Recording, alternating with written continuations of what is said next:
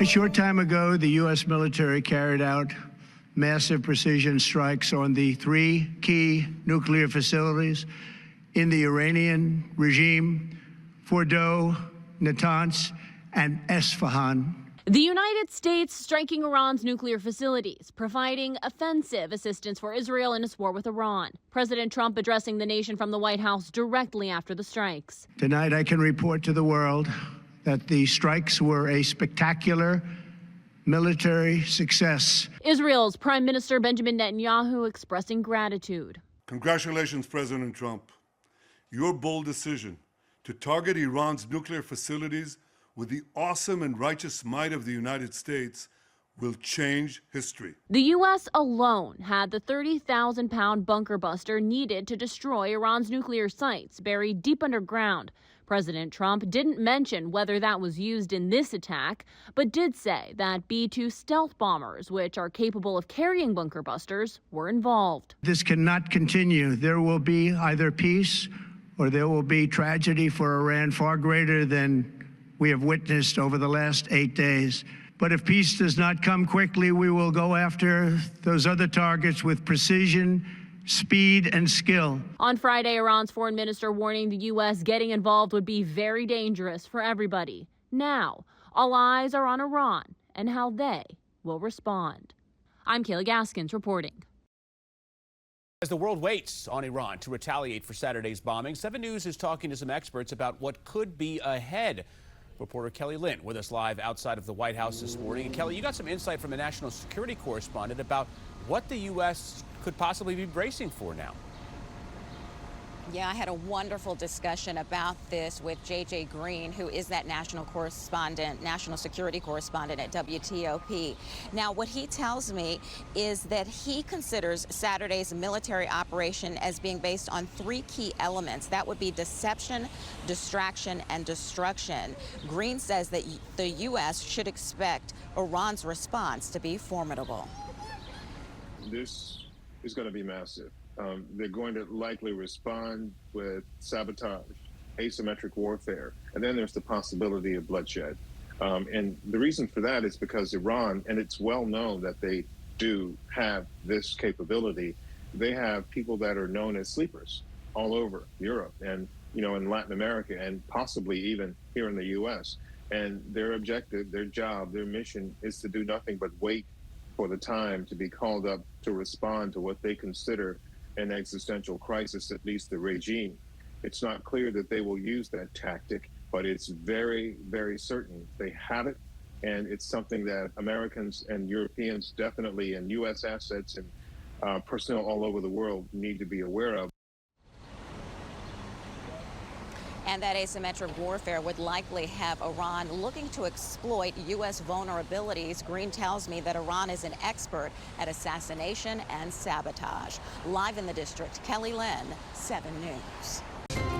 President Trump preparing to meet with his national security team this afternoon after a successful, highly choreographed precision strike to destroy Iran's nuclear program that he says denies the world's most dangerous regime the world's most dangerous weapons. Joining us this morning to discuss is the director of the Center for American Security at the America First Policy Institute, Jacob Uladort. Welcome, Jacob. Good to have you here on the National News Desk. Thanks for having me, Jen. You also served in the CIA, as I understand it, and you were an advisor on Middle East policy in the Office of the Defense Secretary. So talk about the significance of these strikes, what this means for the U.S. moving forward after what has been decades of failed foreign policy there. Well, this is a historic event. I think it's my colleagues have compared it to the end of the Cold War in its strategic significance and its change in the course of world history. These strikes damaging 3 of Iran's major nuclear facilities there, one of them holding about 3,000 centrifuges.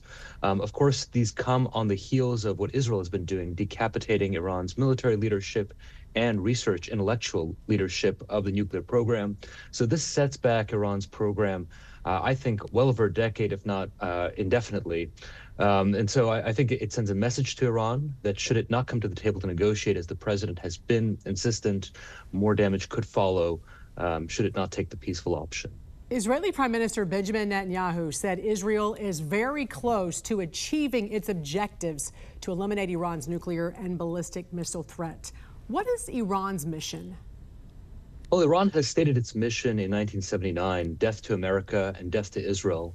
And so in some ways, this is the concluding phases of the longest forever war in the Middle East that Iran has waged. But part of Iran's mission, which folks forget, is that, yes, it's establishing a certain type of destructive vision in Iran, but it's also exporting that revolution. And so you've seen that proxy network around the world, but specifically in the Middle East.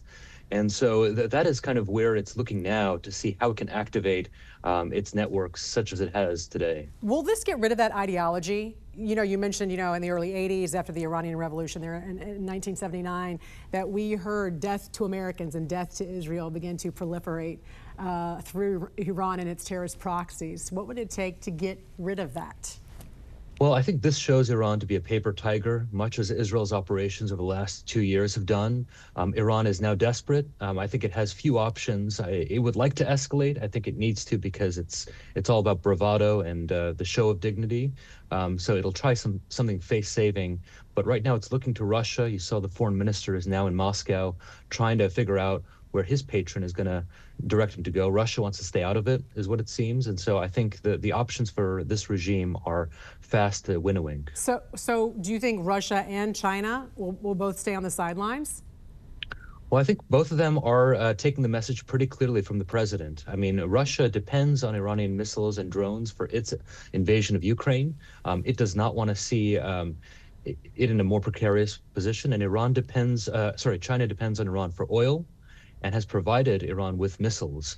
And so if they choose to escalate things further, as some officials have said, that could be an escalation towards the United States as well.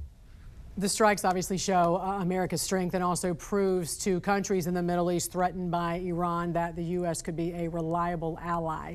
Does this increase the chances of a deal perhaps between the Saudis and Israelis? It most certainly does. I think, our partners in the region, much like Israel, if not more, fear and are concerned about the growing threat of a nuclear Iran. And so this is the sort of action that expedites the prospects for peace and broader cooperation between Israel and its partners, beginning with the normalization of ties with Saudi Arabia. So I think this is the type of leadership and assurance that our partners want to see from the United States. As eliminating threats without beginning wars. Moving forward now, what do you think's next? How worried are you about sleeper cells in the U.S.? What about U.S. military bases in the Middle East? Well, I think, as I mentioned, Iran has few options, but it does have a couple of options. Some of those are cyber attacks. Others are those sleeper cells. Of course, our government is on high alert, high defenses. Should Iran choose to attack, even injure an American citizen, whether at home or abroad, that would be a direct affront and escalation towards the United States. We saw in 2020 what President Trump did when an American contractor was killed in Iraq. He took out Iran's senior-most commander. So I think Iran would be wise not to do that. The Strait of Hormuz, of course, another area of concern, but as the Secretary of State said, that would be a dangerous mistake on the Iranians' part and suicidal for them. Right, because China relies on it just as well exactly. as the other nations do. Director of the Center for American Security at the America First Policy Institute, Jacob Oladort. Great to see you. Thanks for joining us this morning and giving us your insight. We appreciate it. Thank you for having me, Jen. Military officials praised the strikes on Iran in a secretive operation that targeted 3 of the country's nuclear sites. Final battle damage will take some time, but initial battle damage assessments indicate that all 3 sites sustained extremely severe damage and destruction. The world is waiting to see what Iran might do next now that the U.S. has gotten directly involved in the conflict supporting Israel. Iran's state media has already come out with frequent warnings, with this broadcast showing a map of U.S. bases in the region and a threat that every American citizen and soldier is now a legitimate target. Iran's foreign minister says the strikes will have long-lasting consequences. What is completely sure is that Iran is entitled under Article 51 of the UN Charter to exercise its right of self-defense. And we will do that for sure. There's around 40,000 U.S. troops in the region at multiple bases and embassies that have already been on high alert. Iran hit Tel Aviv with a missile barrage following the U.S. strikes, causing damage and reportedly wounding dozens. It's unclear whether Iran would try to directly strike American assets in the region or use proxies. Israel has been targeting Iranian military sites for more than a week. The U.S. issued its own warnings to Iran not to escalate the war, both abroad and domestically, through potential lone wolf terror attacks. I think that we're prepared in the event that the Iranians do retaliate, but my message to the Iranians is it would be the stupidest thing in the world if they did. And we know that a lot of people who we don't have full accounting of were let in over the last 4 years under the Biden administration. We know that some of those people were on terrorism watch lists. But there's also economic retaliation. Trying to cut off the Strait of Hormuz could spike oil prices. Iran's options for retaliation are like the tactical equivalent of a suicide bombing. The blowback for them would be tremendous.